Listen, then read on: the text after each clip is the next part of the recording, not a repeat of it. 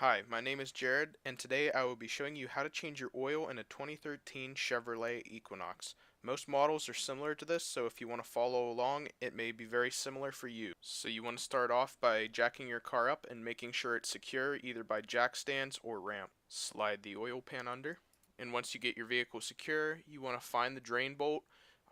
Most of the time it's a 13 or 15 millimeter bolt. Give it a few good taps and it should come loose. You want to be careful when taking the drain plug out. The oil flows out very quickly, and once you see it dripping, you want to take caution. I recommend wearing gloves, but you don't absolutely need to. And be sure to check your oil plug bolt. They are magnetic, and it can show you little medical particles that shouldn't be in your engine oil. Now you want to locate your oil filter. Most of the time it's underneath the engine, but in my case it's an internal filter, so it's located on the top. It's a 32 millimeter socket, and I use an extension and a half-inch drive ratchet. And out it comes.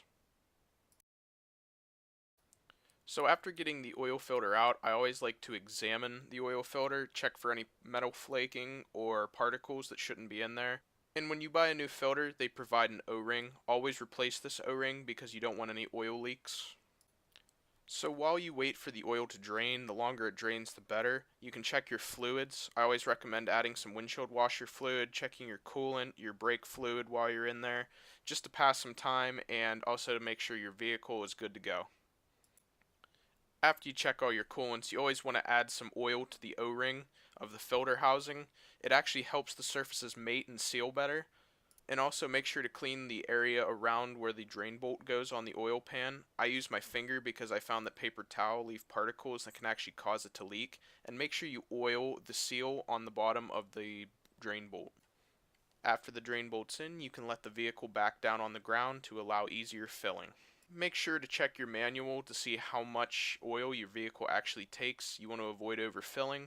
Mine says 5 quarts with an oil filter replacement. And also before filling, make sure you're using the correct oil. Your manual will state this, and your oil cap where you fill it should tell you the correct oil.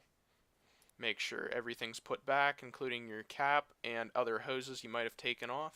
Check for leaks and start the engine. I usually let it run for about 2 minutes to make sure all the oil flows and fills all the cavities, including the filter. And make sure, if equipped, you reset your oil life monitor system in your vehicle so that way you know when the correct timing is to change your oil the next time. Check the oil on the dipstick, pull it out, wipe it, and put it back in. If it's the correct amount, you're good to go. Of course, mine was a little bit low. I had to add some more. Everything's put away and hooked back up. Double check again for oil leaks, and after that, you're good to go. You changed your oil.